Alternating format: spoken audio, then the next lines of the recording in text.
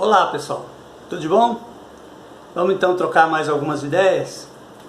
Eu criei essa página no YouTube no sentido de levar uma espiritualidade que se encontre com a filosofia e a ciência, né? Eu entendo que nós precisamos disso, de aproximar os saberes. A evolução da humanidade exige isso. Então a religiosidade e a espiritualidade também devem acompanhar os movimentos da ciência, da filosofia, para que ela possa estar sempre atual. E nós temos que construir uma forma de pensar, uma forma de entender o espiritual, dialética, né? Que converse com os outros saberes, a filosofia, a ciência, com todos os saberes, né? Então eu trouxe aqui algumas frases de alguns pensadores, de forma que com essas frases a gente possa fazer essa reflexão. Uma reflexão que a gente vai perceber aqui que fé e razão, elas se juntam. É possível esse casamento da fé com a razão. Porque muitas vezes quando as pessoas falam de fé, pensam só numa crença sem base, uma crença sem base lógica ou racional. E não é bem assim que se passa as coisas. No primeiro momento pode ter um fenômeno espiritual que nos provoque, que faça com que a gente desperte para esse lado, mas depois tem todo um desenvolvimento do conhecimento em cima dessa primeira base que é o fenômeno. E aí levando a gente a explorar a literatura espiritualista, o que não impede que a gente ao longo do caminho venha conhecer outros fenômenos espirituais que vão corroborar, vão confirmar, né? Aquilo tudo que nós estamos estudando e aprendendo na jornada, na caminhada espiritual de cada um, que é única, é pessoal. Então a gente espera muitas vezes que Deus, espiritualidades se dobrem para nós e se revelem, mas isso é um engano, porque a realidade primeira e última é a de Deus e é espiritual. Nós é que temos que alcançá-la, esforçar para chegar até ela. Esse é o esforço que a gente tem que fazer, está na mão de cada um. Buscar, pesquisar, fazer esse entendimento crescer, se ampliar. Existem diferentes níveis de entendimento sobre essa questão da espiritualidade. E então tem pessoas que se contentam com um determinado tipo de entendimento que lhes é suficiente. Alguns ficam nos mitos, outros ficam nas figuras, ficam nas parábolas, ficam nos mandamentos, ficam também em dizeres, e alguns então já precisam de um entendimento mais filosófico e racional. Então esses que estão buscando, essa é a minha tentativa de ajudar a essas pessoas, porque eu também já fui um que olhava o universo religioso, não compreendia. As respostas que eu tinha eram respostas muito simplórias, não tinham muitos argumentos, então não fazia com que eu me interessasse por isso. Eu também tive o meu fenômeno, que me tirou do agnosticismo, fez com que eu caminhasse nessa trilha de espiritualidade. De lá para cá foram muitas coisas, outros fenômenos até, e um aprendizado constante, através da minha busca, da minha necessidade de respostas para isso. Então eu sou como que um aprendiz, que num primeiro momento encontrou um caminho, já vem vivenciando ele há um bom tempo, e agora quer compartilhar com muitos outros que eram como eu, agnósticos, sem fé, que também procuram uma fé raciocinada. Então eu vou trazer aqui alguns dizeres sábios que vão mostrar que a fé não é coisa só de pessoas crédulas, né? Por exemplo, nós temos a frase de Louis Pasteur, cientista, químico e bacteriologista. Ele fala uma frase simples, conhecida: um pouco de ciência nos afasta de Deus, muito nos aproxima. Olha só o que mais ele fala: há algo no fundo de nossas almas que nos diz que o mundo deve ser algo mais do que uma mera combinação de fatos, devido ao equilíbrio mecânico, surgido simplesmente do caos, do acaso, né, dos elementos, mas por uma ação gradual das forças materiais. As futuras gerações algum dia vão rir da tolice dos filósofos materialistas modernos, pois quanto mais estudo a natureza, mais fico maravilhado com os feitos do Criador e rezo enquanto estou trabalhando no laboratório. Então nós vemos aí Louis Pasteur falando que o acaso, as forças mecânicas da natureza não podem engendrar a realidade que nos cerca, dado a sua complexidade. E essa complexidade é o maior testemunho de que há uma causa inteligente proporcional a esse efeito inteligente que nós encontramos ao nosso redor. Que inclusive nós, como seres humanos, somos um efeito inteligente, pois também somos natureza. Ok? Carl Jung, psiquiatra, psicoterapeuta suíço, ele vai dizer o seguinte: tudo que eu aprendi me levou passo a passo para uma convicção inabalável da existência de Deus. Eu só acredito no que eu sei, o que elimina acreditar. Portanto, eu não tomo a sua existência na crença e eu sei que ele existe. Então veja a afirmação muito forte do Jung, no sentido de que para ele não era mais uma questão de fé, de crença, era de certeza, de convicção, a ponto dele falar, eu sei. E nós sabemos que Carl Gustav Jung, ele é aquele psiquiatra que vai divergir com Freud pela sua maneira de ver o mundo, onde Freud tinha uma pegada mais materialista e Jung tinha muitos fenômenos espirituais em torno da sua vida. É por isso que ele vai divergir com Freud em inúmeros aspectos da psicologia, daqueles sistemas psicológicos que eles estavam criando, que um derivava para os mitos, para os símbolos, com Jung. E já Freud já ia numa questão mais materialista, ligada aos instintos e às pulsões. Então é importante a gente observar que essa divisão entre pessoas que enxergam o mundo de um jeito e de outro, até entre as grandes mentes, como Jung e como Freud, também acontecia. O que nós podemos olhar aqui é que o fenômeno também colabora para que um vá numa direção e outro em outra. Então é por isso que tem muitas pessoas que vão no caminho da fé e outras não. Porque justamente passaram por fenômenos, viram coisas dos quais despertam esse sentimento de acreditar no extrafísico ou no aquilo que é chamado de paranormal.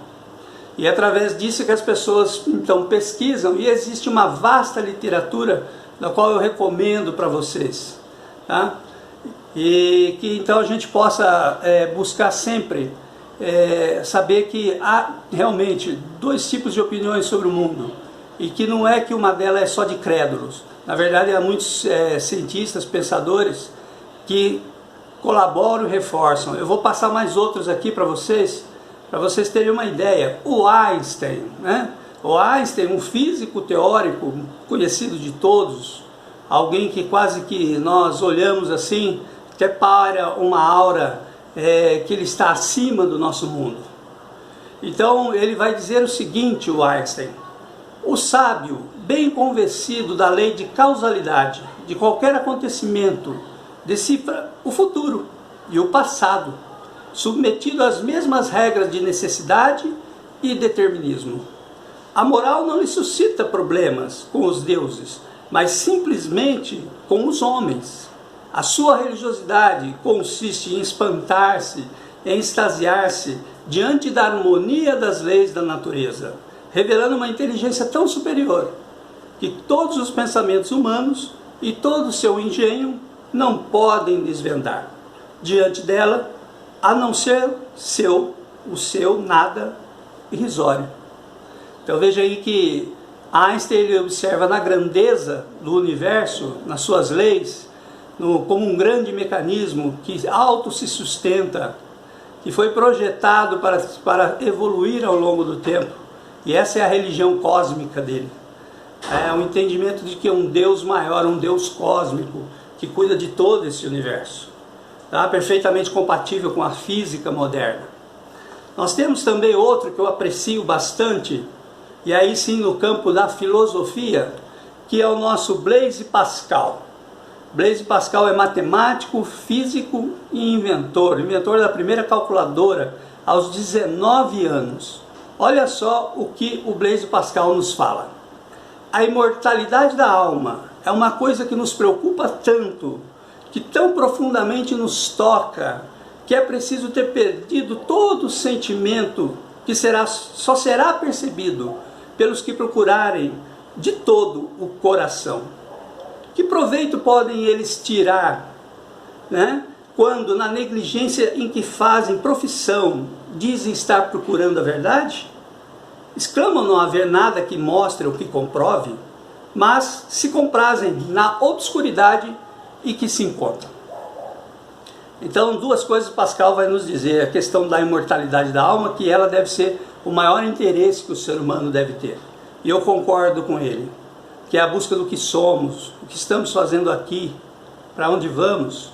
Essa busca, para mim, só encontra resposta, e resposta que atende às necessidades do ser humano dentro da espiritualidade, que, como eu já disse para vocês, é o outro lado da moeda, que junto com a face primeira, material, os dois formam um todo, que é esse todo que a gente pode compreender.